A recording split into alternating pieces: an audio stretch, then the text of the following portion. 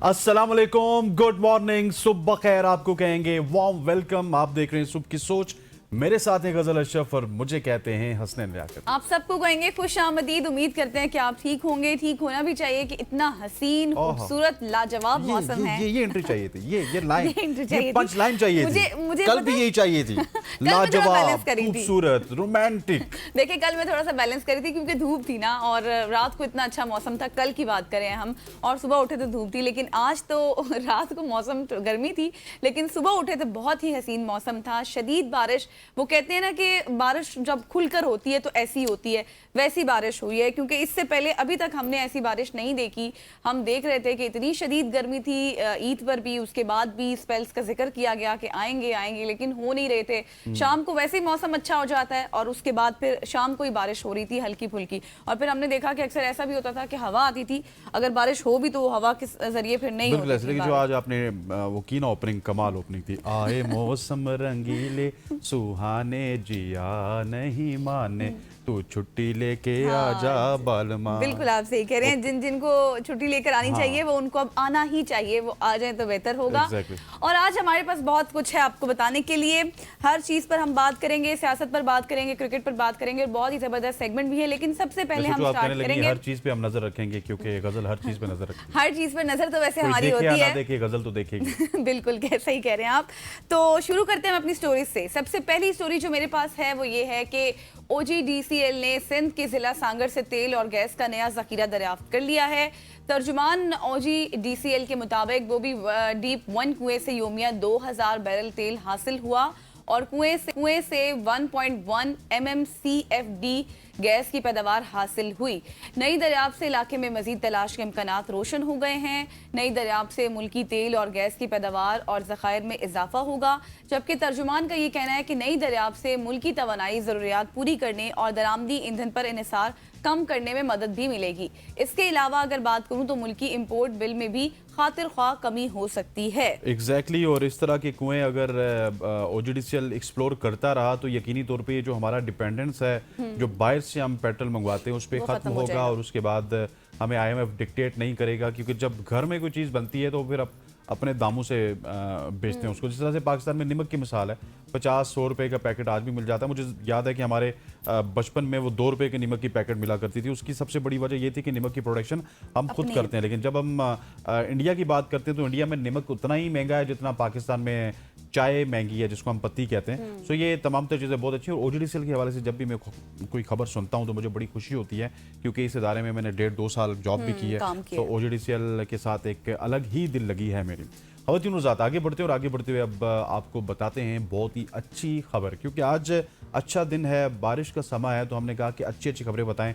पहले गज़ल ने आपको बताया कि ज़खायर भी निकल आए, तेल और गैस भी निकल आया, और अब मैं आपको बता रहा हूँ कि आपको निकाला नहीं जा सकता, आपको रोका नहीं जा सकता। और ये फैसला किया इस्लामाबाद हाई कोर्ट ने। इस्लामाबाद हाई कोर्ट ने दूसरे मुल्क से ओवरस्टे पर डिपोर्ट होने पर पासपोर्ट कंट्रोल लिस्ट यानी कि PCL में नाम डालना गैर कानूनी करार दे दिया है। अदालत ने बैरून मुल्क सफरी पाबंदियों के केस में फैसला सुनाते हुए करार दिया है कि सिर्फ ओवरस्टे पर दूसरे मुल्क से डिपोर्ट होना सफरी पाबंदी का जवाज नहीं बन सकता। फैसले में कहा गया है कि सफरी पाबंदी के लिए किसी जुर्म, सिक्योरिटी खदशे या नाकाबिले तरदीद सबूत का वजूद जरूरी है। अदालत का कहना है कि बगैर जुर्म शहरी के बैरून मुल्क सफर और रोजगार के आईनी हक पर पाबंदी लगाने का जवाज नहीं है। सफरी पाबंदी का इकदाम आइन के आर्टिकल 4, 9, 10A और 15, 18 और 25 की खिलाफ वर्जी है। शहरी का नाम इस तरह सफरी पाबंदी लिस्ट में रखना आइन के बुनियादी हुकूक और कानूनी तकाज़ों के खिलाफ वर्जी है। तो एक बहुत ही अच्छी खबर है कि अगर आप डिपोर्ट होते हैं, ओवरस्टे किसी भी वजह से हो सकता है, आपका दुबई में हो सकता है, आपका लंदन में हो सकता है, आपका सऊदीया में हो सकता है, तो उसकी वजह से अगर आपको डिपोर्ट किया जाता तो आपका नाम एक कंट्रोल लिस्ट में डाल दिया जाता था, आप उसके बाद कहीं जा नहीं सकते थे। तो ये डिसीजन बहुत ही अच्छा है उस हवाले से कोर्ट। बिल्कुल जी, आप सही कह रहे हैं। इस्लामाबाद हाई कोर्ट का ये डिसीजन है, जो कि एक बड़ा डिसीजन है जो लिया गया, और बहुत अच्छा इकदाम है, क्योंकि इससे पहले इस तरह की बहुत सारी शिकायत थी। हमने देखी कि आए रोज कोई ना कोई ऐसा मसला सामने आ रहा होता था, लोग बात कर रहे होते थे। इवन हमें ये भी कहा जाता था कि आप इस पर सेगमेंट करें और पूछें कि ऐसा क्यों होता है, एक्सपर्ट्स को बुलाएं। लेकिन अब बाकायदा तौर पर इसका फैसला भी आ चुका है, तो अब उन तमाम लोगों के मसाइल भी खुद ब खुद ही हल हो जाएंगे। आगे बढ़ते हैं और एक नई तहकीक के हवाले से बात करते हैं, मच्छरों की तहकीक के हवाले से। एक नई साइंसी तहकीक ने अब आप मुझे इतनी हैरत से क्यों देख रहे हैं? क्योंकि मुझे 2 साल से आप मच्छरों की कहानी सुनानी, कभी मच्छर काट दे तो ये हो जाता है। लास्ट टाइम मच्छर की कहानी आपने सुनाई नहीं, थी। उससे पहले 2 साल आपने सुनाई तो मैंने कहा 1 साल मैं सुना लूं। और मैं इस वजह से सुना रहा था कि उसके बाद आप मच्छर की कोई कहानी नहीं बताएंगी। बिल्कुल, लेकिन मेरे पास मच्छरों की कहानियां इसलिए भी होती हैं क्योंकि आपको पता है कि मौसम ऐसा है, डेंगू बुखार आपको हो सकता है, वक्तन फवक्तन कोई ना कोई मच्छर, कोई ना कोई वायरस ऐसा आता है जिससे आपकी सेहत खराब हो सकती है। तो मैं कोशिश करती हूँ कि इस पर रिसर्च करके आपके पास सुनाए। मैं दिल पे पत्थर रख के, वो जो प्राइम मिनिस्टर साहब ने रखा हुआ है, मैं भी दिल पे पत्थर रख के सुन लेता हूँ। अब आप सुने। एक नई साइंसी तहकीक ने मच्छर भगाने वाली अद्वियात के मुतालिक एक हैरानकुन इंकशाफ किया है। एक तहकीक के मुताबिक मच्छर ना सिर्फ सीखने की सलाहियत रखते हैं बल्कि वो वक्त के साथ डीट नामी आम रिपेलेंट के खुशबू को पसंद करना भी सीख सकते हैं। रिपेलेंट कहते हैं जो मच्छर भगाने वाली अद्वियात होती हैं उनको। डीट दुनिया भर में मच्छरों के काटने से बचाव के लिए इस्तेमाल होने वाला एक मकबूल हिस्सा है जो कि यूके हेल्थ सिक्योरिटी एजेंसी मच्छरों से तहफ़्फ़ुज़ के लिए 50% डीट पर मुश्तमिल रिपेलेंट्स को मुतासिर तरीन तरीकों में शुमार करती है।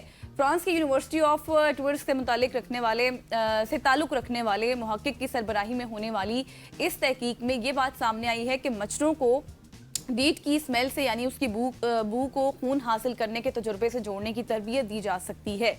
माजी में साइंसदानों का ये ख्याल था कि रिपेलेंट सिर्फ एक केमियाई खुसूसियात की वजह से मौसर होते हैं, यानी या तो वो मच्छरों के लिए नागवार होते हैं, उन्हें दूर भगा देते हैं, या फिर इंसानों को तलाश करने की उनकी सलाहियत में रुकावट बनते हैं।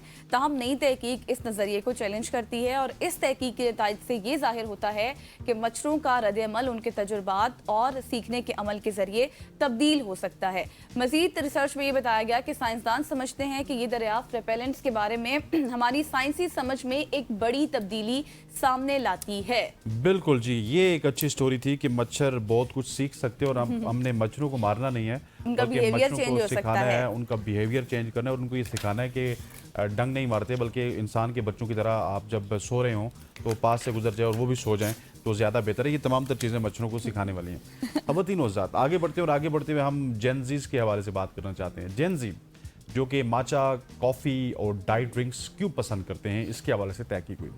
आज की तेज़ रफ्तार और गैर यकीनी दुनिया में नौजवान नस्ल ख़ास तौर पर जेनज़ी के लिए रोज़मर्रा के मशरूबात महज जायके की चीज़ नहीं बल्कि एक जज्बाती ज़रूरत और ज़हनी सुकून का ज़रिया बनते जा रहे हैं।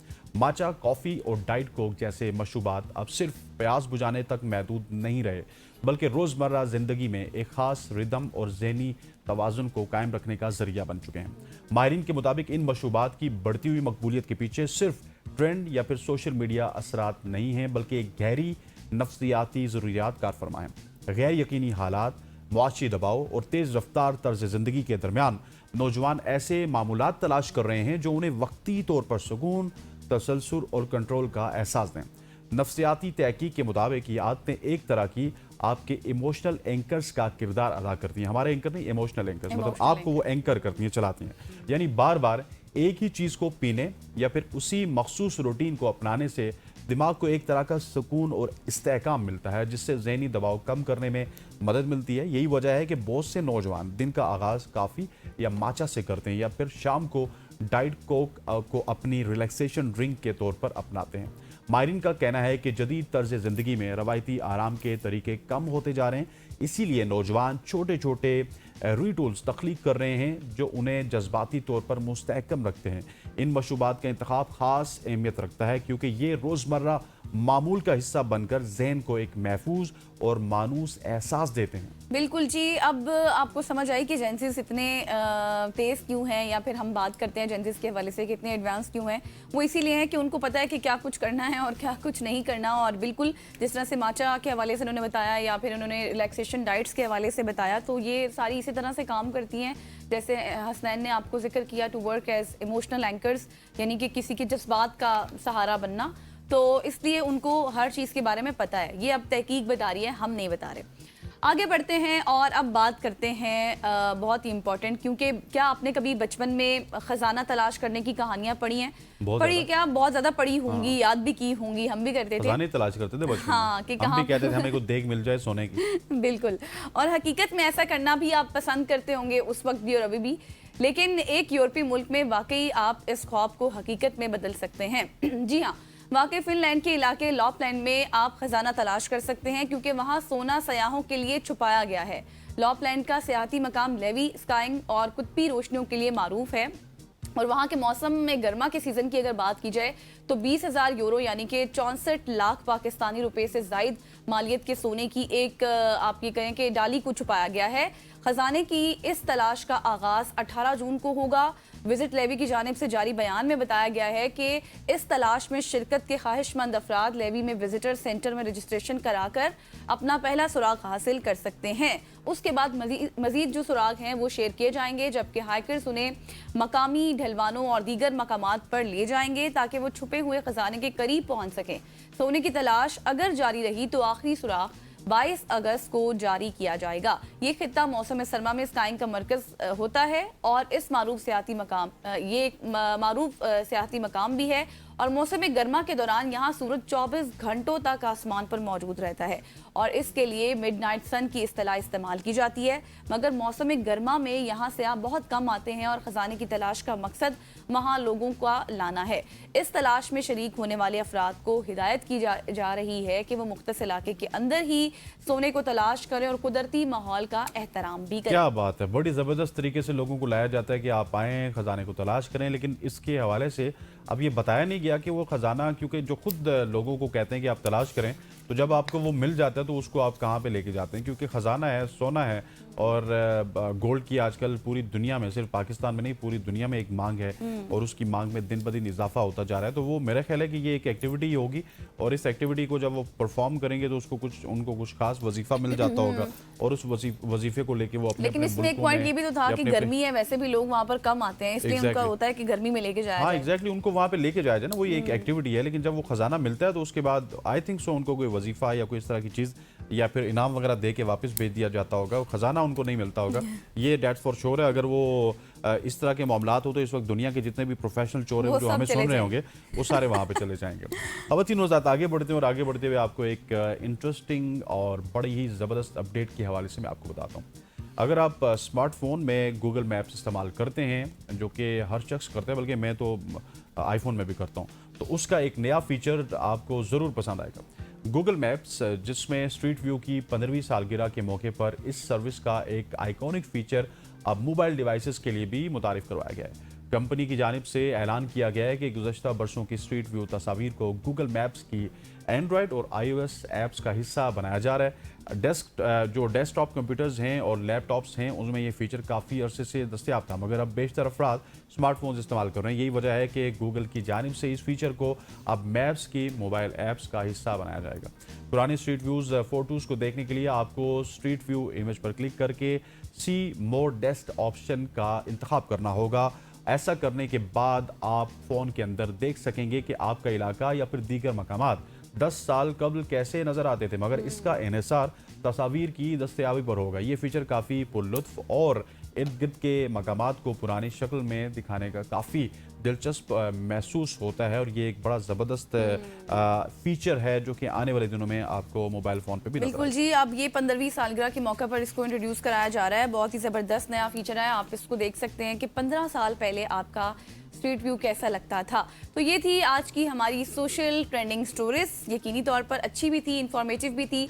सोना भी तलाश किया हमने और आपको भी बताया, आप भी तलाश कर सकते। मच्छर वाली बड़ी इंटरेस्टिंग, मच्छर वाली जबरदस्त स्टोरी थी। बिल्कुल, मच्छरों को आप सिखा सकते हैं, उनको मारने की जरूरत नहीं है कि आप इधर आए तो उनका बिहेवियर आप समझें, वो करके मारा, उनको बैठाएं, उनको सिखाएं समझाएं और इतनी देर में वो आपको काट कर भी चला जाए। लेकिन मेरा ख्याल है कि इसके हवाले से ना हमें इस तहकीक के ऊपर अमल करना चाहिए। उनको किसी डब्बे में बंद करके उनकी ट्रेनिंग करनी चाहिए। लेकिन उनकी उम्र ही 3-4-5 दिन होती है, तो 3-4-5 दिन में वो क्या सीखेंगे? आपको पता है मच्छर की इतनी उम्र होती है। हाँ, इतनी उम्र होती है।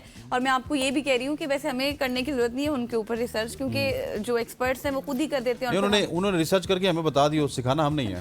मच्छरों को वो कह रहे हैं हमारा काम तो रिसर्च करना, बाकी ये फजूल काम आपका ही है कि आप इनको बैठ के समझाइए। बिल्कुल, इतना टाइम है किसी के पास। तो जी यहाँ पर लेते हैं शॉर्ट सी ब्रेक और वापस आएंगे, हमारे साथ रहिएगा।